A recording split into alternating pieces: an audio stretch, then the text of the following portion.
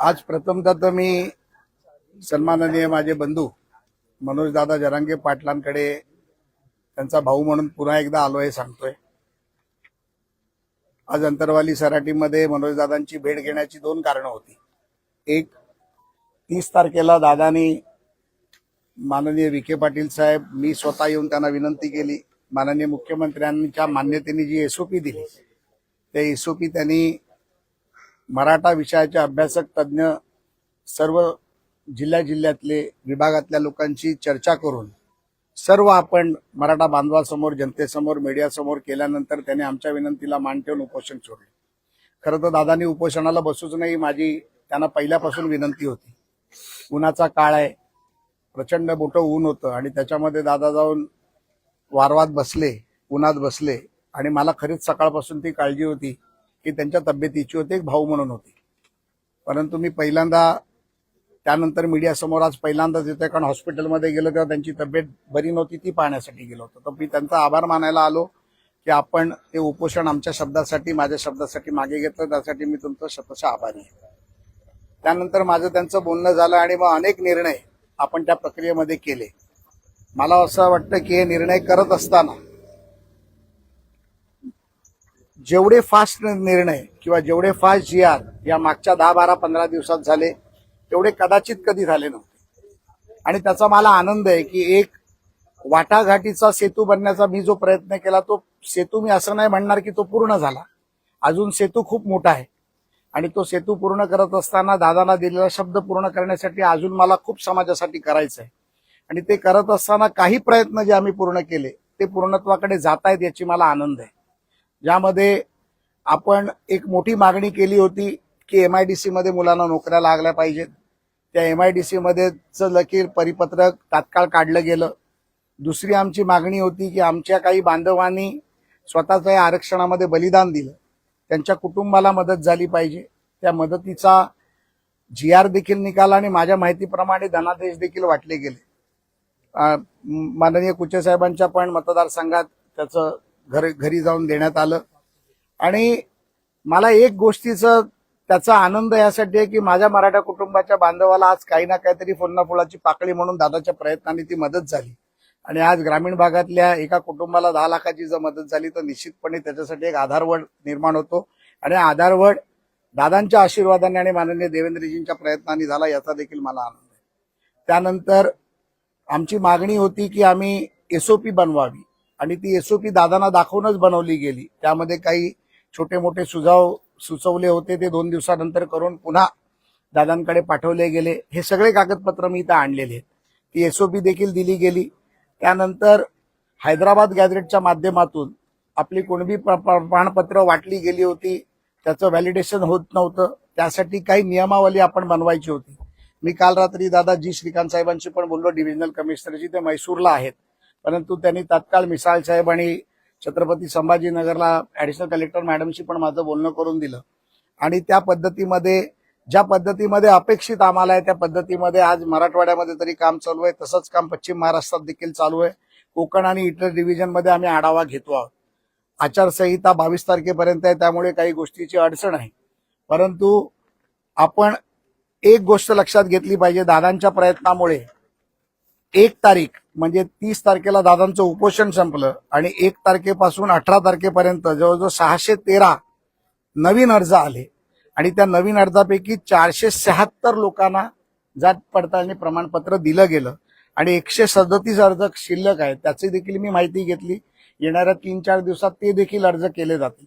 दादांची सर्वात मोठी मागणी होती की शिंदे समितीला पुन्हा 1 वर्ष मुदतवाढ द्यावी, ती शिंदे समितीची मुदतवाढ देखील आम्ही दिलेली आहे। आणि त्यामध्ये शिंदे समितीला जे 58 लाख नोंदी मिळाल्या, त्या नोंदी जिल्हानिहाय, तालुकानिहाय, ग्रामपंचायतनिहाय आपण प्रत्येक ग्रामपंचायतीत त्या लावायच्या आहेत, त्याच्या दिवंडी पिटवायच्या आहेत। त्याची एक प्रत 58 लाख नोंदींचा एक त्याला आपण पेनड्राईव्ह नाही म्हणणार, त्यासाठी हार्ड डिस्कच द्यावी लागेल, की हार्ड डिस्क दादांना द्यायची आहे आणि त्याच्या प्रिंटेड कॉपी देखील दादांना द्यायची आहे, जेणेकरून समाजाची लोक घराघरामध्ये गावागावामध्ये जाऊन एखादा जर व्यक्ती कोण आला नसेल, राहिला असेल, त्याला माहीत नसेल तर तो येऊन त्याचं नोंदणी प्रमाणपत्र घेऊन जाईल। ते देखील आपण केलंय। तो डेटा खूप मोठा असल्यामुळे त्याच्यावरती मंत्रालयात एक कक्षच काम करत आहे आणि मला वाटतं 30 दिवसाची आम्ही दादांची त्यासाठी मुदत घेतली होती. 30-32 दिवसात तो देखील डेटा देण्याचं काम आणि गावागावात दवंडी पेटवून काम करायचं चालू झालंय. एका गोष्टीचा आनंद असा आहे की सन्माननीय विखे पाटील साहेब या उपसमितीचे जे अध्यक्ष आहेत, माननीय मुख्यमंत्र्यांच्या आशीर्वादाने माननीय एकनाथरावजी शिंदे साहेबांनी देखील याचा आढावा माझ्याकडनं दादा घेतला आणि त्या सगळ्यांच्या आदेशानंतर यंत्रणा जी जोरात कामाला लागली आहे, यामध्ये आता ऍडिशनल कलेक्टर मिसाळ साहेब देखील इथे आलेत. परंतु सरकारची एक भूमिका फार स्पष्ट आहे की यामध्ये कुठल्याही अधिकाऱ्यांनी समाजाच्या लोकांना कुचकाई काम करून शुक्राचार्य झारीतले बनण्याचा प्रयत्न केला तर त्याला सोडलं जाणार नाही, हे आपल्या माध्यमातून मी सांगतो. हे असं समजा की सरकार म्हणून मी तुम्हाला सांगतोय आणि यामध्ये वैयक्तिक एक लोकप्रतिनिधी म्हणून, आमदार म्हणून दादाला मी शब्द दिलाय आणि जेव्हा जेव्हा दादानी मला आतापर्यंत आता या मागच्या 10, 12, 15 दिवसात फोन केले तेव्हा दादांना त्याचा तात्काळ निर्णय देण्याचा प्रयत्न मी केला. मी असं नाही म्हणणार की सगळीच कामं माझ्याकडनं होतील, परंतु जे काही शक्य आहे ते दादांसाठी, समाजासाठी, समाजाच्या हितासाठी कोणालाही न दुखवता, मी परत सांगतोय, नाही तर आज दादा आणि मी भेटल्यानंतर आता काही लोक परत चालू करतील. ते चालू करण्याला मी घाबरत नाही, परंतु आम्ही जे करतोय हे समाज हितासाठी करतोय. जी दादाची भूमिका आहे, सगळे समाज बांधव आमच्यासाठी एक आहेत. कोणाच्या समाजाचं भलं झालं तर आम्हाला त्याचं वाईट वाटणार नाही, पण त्याबरोबर आमच्या मराठा समाजाचं देखील भलं झालं पाहिजे, ही भूमिका दादांनी घेतली. ती भूमिका आम्ही सातत्याने घेतोय. यामध्ये दादांनी ज्या ज्या गोष्टी सांगितल्या त्या शासन निर्णयाच्या बैठका सर्व आम्ही सातत्याने घेतोय आणि 23 तारखेला आचारसंहिता 22ला संपल्यानंतर पुन्हा उपसमितीची एक बैठक लावली आहे. मी कालच माननीय विखे पाटील साहेबांना फोन करून सांगितलं की त्या उपसमितीच्या बैठकीमध्ये अधिकृत मला सदस्य म्हणून, निमंत्रित सदस्य म्हणून, आमदार म्हणून बोलवावं, ही मागणी मी त्यांच्याकडे केली, जेणेकरून एखादा विषय जो दादांशी मी बोलतोय तो उपसमितीच्या बैठकीत होतो की नाही होतो याच्यावरती मला देखील कळलं पाहिजे. कारण मला शेवटी उत्तर द्यायचंय, सेतू मला बनायचं. तर त्यांनी ती मागणी मान्य केली मुख्यमंत्र्यांशी बोलून. दादा आपण देखील त्यांना ते बोलायची मला खात्री आहे आणि निश्चितपणे तो सेतू बनण्याचं काम आपण करू. सर्वात मोठा विषय होता ज्या मुलांवरती गुन्हे दाखल केले होते, त्यामध्ये मला वाटतं 964 गुन्हे होते. त्यापैकी 902 गुन्हे मागे घेण्याचं काम जवळजवळ झालेलं आहे. त्यामध्ये कागदपत्र मागवण्याचं काम देखील सुरू झालं.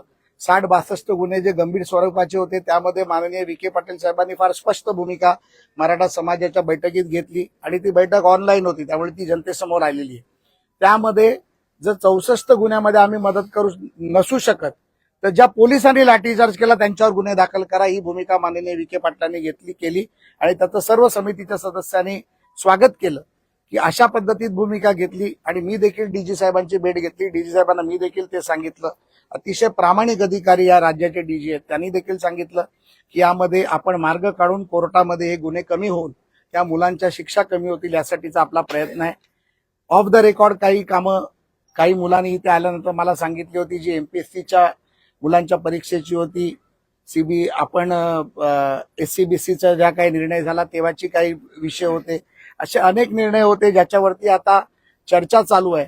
आणि काल मला बऱ्याच मुलांचा फोन आला, मी येतोय म्हटलं सगळी तुमची कामं मार्गी आहेत. काही कामं आहेत ती आचारसंहितेमुळे थांबली होती, ती देखील मार्गी लागतील. पण मला एक आज विश्वास वाटतोय की जे काही GR निघाले, जे काही कागदपत्र मी इथे आज आपल्या समोर आणू शकलो, या सर्व कागदपत्र मी आज दादांना देण्यासाठी इथे आलोय.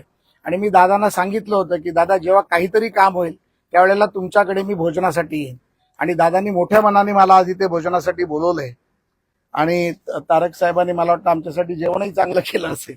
त्यामुळे आज दादाबरोबर बसून जेवण करणारे खूप काही मी आज इथे चर्चा करायला आलो नाहीये. मला एक असं वाटतं की आपण सातत्याने जर संपर्कात राहिलो, सातत्याने एकमेकाला मदत करत राहिलो, सातत्याने चर्चा करत राहिलो, सर्वच कामं सरकार स्तरावरती पूर्ण होतात असं नाही, पण ते पूर्ण करायसाठी जर आपली इच्छाशक्ती असेल, तर जगातली कुठलीही ताकद आपल्याला थांबवू शकणार नाही.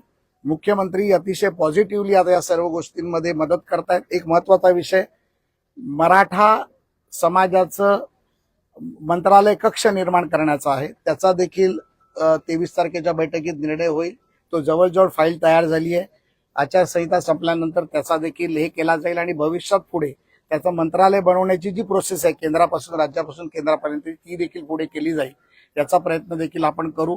या व्यतिरिक्त माझ्याकडून जर काय राहिलं असेल, माझ्याकडून जर समाजासाठी काम करत असताना कुठली चूक झाली असेल तर मी समाजाची देखील माफी मागतो. आमचे मराठा योद्धा ज्यांनी आज संघर्ष योद्धा आपण ज्यांना म्हणतो त्यांना देखील मी विनंती करतो की एखादी चूक झाली असेल तर मोठा भाऊ समजा कान पकडून मला सांगा की हे करायचंय, ते निश्चितपणे आम्ही करू. मागच्या दादांच्या आंदोलनात एका अपघात झाला एका गाडीचा, ज्यामध्ये एक मुलगा दगावला, त्यांच्याकडे दादा जाऊन आले. त्यांनाही जे काही सहकार्य करायचे, ती विहीर विजवायची आहे, त्याला सरकारने 5-5 लाख रुपये आणि केंद्र सरकारने 2-2 लाख रुपये दिले. त्यामध्ये अजून त्यांना भरीव मदत करण्याची मागणी दादांनी केली. त्याबद्दलही मी माननीय मुख्यमंत्र्यांशी बोललो, ते देखील आपण करायचा प्रयत्न करतोय. त्या व्यतिरिक्त ज्या मुलांचा अपघात झाला त्यामध्ये त्यांना बीडच्या एका हॉस्पिटलमध्ये ठेवलं होतं, तिथे 3.5 लाखाची भरीव मदत सरकारने त्यांचं हॉस्पिटल भरायला केलं. 5 लाखाचं बिल होतं. दादांच्या विनंतीनंतर मी माझ्या स्वतःच्या ट्रस्टमधनं वरचे 1.5 लाख रुपये देखील त्यांचे भरले, कारण कुठल्याही मुलाला, समाजाच्या मुलाला खिशातून पैसे घालायची गरज लागू नये ही भावना आमची होती. इव्हन ज्याच्या घरात मयत झालंय, म्हणजे जो मुलगा आमचा दगावलाय, त्याच्या घरी देखील मी आपल्या समाजाची काही कार्यकर्ते पाठवले होते. दादा स्वतः जाऊन आले. त्यांच्या घरातल्या मुलांच्या शिक्षणाचा प्रश्न असेल, दादांनी मला सांगितलं, तर निश्चितपणे त्यांच्या मुलाला दत्तक घेण्याचं काम आपण स्वतः करू, हे देखील आश्वासन मी दादासमोर देतो. आणि असे अनेक मुलांना नोकरी असतील, शिक्षण असेल आणि ज्या काही गोष्टी असतील त्याच्या सर्व फायदे आपल्याला, ज्या गोष्टी आहेत, ज्या 8 निर्णय झाले त्या निर्णयाच्या गोष्टी मिळतील, एवढंच मी बोलतो. आणि आपल्या सर्वांचं पुन्हा एकदा धन्यवाद. याच्यामध्ये एक महत्वाचा निर्णय आपण घेण्याचा, त्याच्यावरती आपण कायदेशीर सल्ला देखील घेतो आहोत 2 विषयांमध्ये. तो एक विषय माझा बोलायचा राहिला, जो सातारा गॅझेटच्या बाबतीतला होता. सातारा गॅझेटच्या बाबतीत दादांची परवानगी घेऊन आम्ही ॲडव्होकेट जनरलला ते डॉक्युमेंट पाठवले आहेत. त्याच्यापैकी कुठेही जर आपण लागू केल्यानंतर हैदराबाद गॅझेटच्या विरोधात काही उपद्रवी लोक जी कोर्टात गेली आहेत, जिथे आपला फायदा होऊ नये म्हणून, तर तिकडे त्याला काही परिणाम होणार नाही याचं ओपिनियन आपण मागितले. तेही आपल्याला 30 तारखेपर्यंत येणार आहे. ते आल्यानंतर पुन्हा एकदा दादांकडे मी चर्चा करणार आहे. दुसरा विषय, जात पडताळणीचं जे समिती आहे, ती समिती महाराष्ट्रामध्ये 1995 साली माधवी जाधव, मला वाटतं त्यावेळेला ती झाली होती. आणि त्यावेळेला सुप्रीम कोर्टाने असं सांगितलं होतं की राज्य सरकारने समिती बनवून त्यामध्ये निर्णय घ्यावे. पण कर्नाटक असेल, गुजरात असेल, मध्य प्रदेश असेल, तिकडे अशा कुठल्या प्रकारच्या समिती नाही आहे. तत्सम प्राधिकरण अधिकारी म्हणजे एसडीएमच्या पातळीवरती ते देता येतं. तर आपण त्याच्यामध्ये देखील सुप्रीम कोर्टामध्ये काय ॲफिडेव्हिट केल्यानंतर आपली ही अट रद्द होऊन ही जी चक्री आहे ती कुठे बंद करता येईल यासाठी देखील आपण येणाऱ्या 3 महिन्यात प्रयत्न करतोय. आणि ही चक्री बंद करून आमच्या समाजाच्या, सर्व समाजाच्या लोकांना या जात पडताळणीचा जो काही नाहक त्रास होतो हा पूर्णपणे बंद करून की सरकार तुमच्या बरोबरही भावना देण्याचा आमचा प्रयत्न आहे. सांगितलं ना मी, सातारा गॅजेटमध्ये ॲडव्होकेट जनरल गव्हर्नमेंट ऑफ इंडियाचे त्यांना आपण पाठवलेलं आहे. ते नॉर्मली ह्या सगळ्या गोष्टीसाठी 20-25 दिवसाचा कालावधी घेतात, कारण त्याच्यामध्ये अनेक तज्ज्ञांचे सल्ले ते घेतात. त्यामध्ये 30 तारीख आम्ही डेडलाईन धरली आहे. 2-5 दिवस मागे पुढे झालं तर मी दादांशी त्या विषयावरती बोलतो. ग्रामपंचायत कार्यालयामध्ये या सगळ्या नोंदी कधीपर्यंत या 58 लाख नोंदी आहेत. जसं आम्ही म्हटलं की त्याचे प्रत्येकाचे प्रिंटआउट काढणं, त्याला, कारण दादांची मागणी होती की आम्हाला नुसता घट्टा देऊ नका, आम्हाला ते जिल्हा निहाय, तालुका निहाय, ग्रामपंचायत निहाय करून द्या. तर ते त्याचं काम चालू आहे. त्याच्यामध्ये कक्ष काम करतोय, कलेक्टर साहेब देखील त्यामध्ये म्हणतोय. आपण डिव्हिजन ऑफिस वाईज सगळं सॅग्रिगेट करून देतोय. त्यामुळे ह्याच्या पुढे ज्या वेळेला त्या नोंदी येतील त्यावेळेला तुम्हाला माहिती असेल की अंतरवाली सराटीची जर ग्रामपंचायत आहे तर इथे किती नोंदी झाल्यात, किती लोकांना मिळालं, किती लोकांना नाही मिळालं. मग त्या आता आपण एका गावामध्ये 700-800 घरं असतात. आपल्याला 1 मिनिटात माहिती पडतं की या गावात घरात कोण आहे. एक मोटरसायकलवरनं माणूस पाठवला की त्याला सांगता, अरे बाबा तुझी नोंद आली, तू केलं का. तर या भावनेतून ते काम करायचं. ते 2-5 दिवस उशीर झाला तरी चालेल, पण ते एवढं भक्कम काम होईल की 58 लाख लोकांपर्यंत ते पोहोचून जाईल. आणि त्या 58 लाख लोकांचा फायदा होईल, त्याच्या बाकीच्या नातेवाईकांना देखील त्याचा भविष्यात फायदा होईल.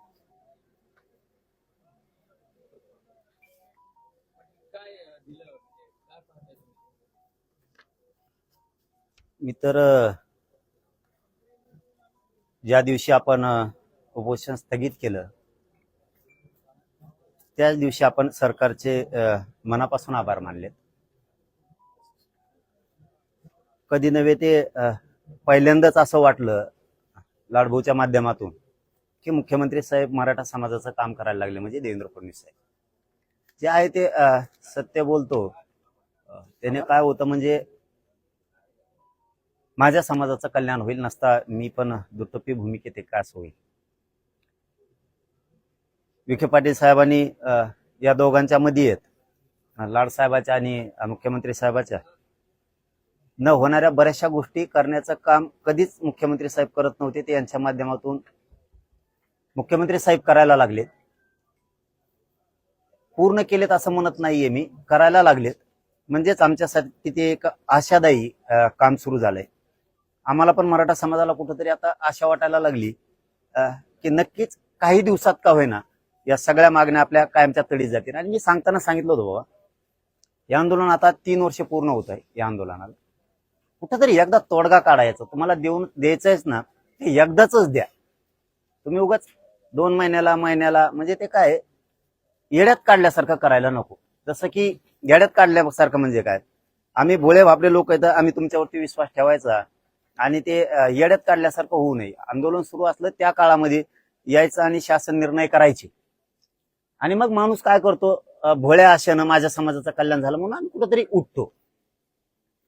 पण कुठंतरी एक बघा, आपण जे म्हणतो ना, एक रक्ताची माया असती, ती माया कुठंतरी गुंतलेली असती.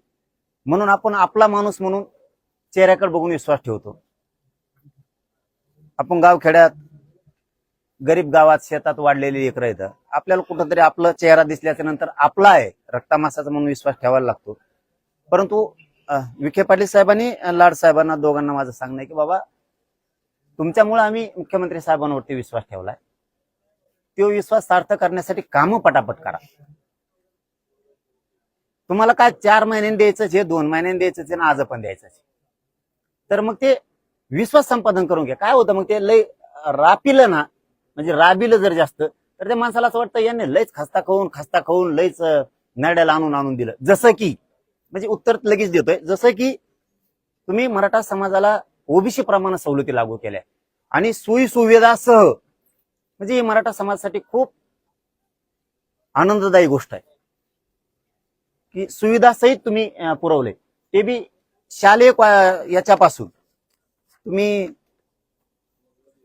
मागास प्रवर्गातल्या सगळ्या सोयी सवलती दिल्यात, शालेय शिक्षणाच्या दिल्यात, तुम्ही क्रीडा विभागाच्या पण दिल्यात, तुम्ही तंत्र उच्च शिक्षणाच्या पण दिल्या, तुम्ही वैद्यकीय त्या पण दिल्यात, जो की चंद्रकांत दादाकडे हा विभाग येतो. कृषी, पशुसंवर्धन, दुग्ध या विभागाच्या पण सवलती आणि सोयी आणि सुविधा या पण तुम्ही मराठा समाजाच्या विद्यार्थ्यांना केल्या. त्यामुळे तुमचं कौतुक आहे. रोजगारात तुम्ही, उद्योजकतामध्ये तुम्ही जे आता नवीन निवेदनात सरकारच्या असत्या काही योजना, त्या सुद्धा मराठा समाजाला ओबीसी प्रमाणे सोयी सुविधा पण लागू केल्यात आणि सवलती पण केल्यात. त्या 3 विषयात तुम्ही केल्यात. पण काय झालंय बरं का लाडसाहेब, तुम्ही सुविधा दिल्या, सरकार भार उचलणार आहे, गरीब लेकरांचं मराठ्यांचं कल्याण होणार आहे. तुम्ही JR काढलाय 5 जूनला, आज आहे 19 जून. शाळेत 100% आता आमच्याकडून फीस घेतली. म्हणजे आपण जे म्हणतो ना, गोड बोलून येड्यात काढल्यासारखं ना, ते नसावं. जर सरकार सांगतंय इथं की संबंधित प्रशासकीय विभागामार्फत योजनांची तात्काळ अंमलबजावणी करायची, मग अधिकारी मोठे झालेत का सरकारला अधिकारी बदनाम करणार आहेत, याचं उत्तर तरी मला एकदा द्या.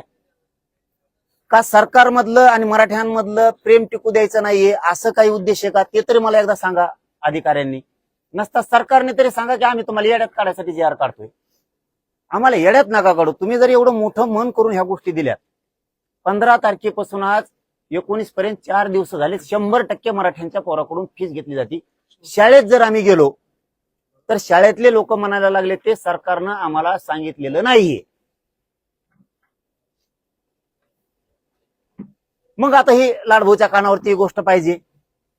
आता तुम्ही सुविधा दिल्यात, पण जर फीसच 100% आमच्याकडून वसूल होणार असली आणि त्याच्यानंतर जर सोयी सवलती दिल्या असतील, तर आम्ही पुस्तकं पण घेतले, आम्ही कपडे पण घेतले, तुम्ही हॉस्टेल दिलं नाही म्हणून आम्ही खोल्या पण भाड्याने केल्या रूम मालकाच्या तिथं जाऊन. ही कळतंय तुम्हाला. ते तुमचा त्याशी जे फोन आला मला, की मी ते सगळे कागदपत्र घेऊन येणार आहे. म्हणलं तेच घेऊन या, काय होईल मग त्याच्यातले तुमचे माझे संभ्रम नको, आता नकोय.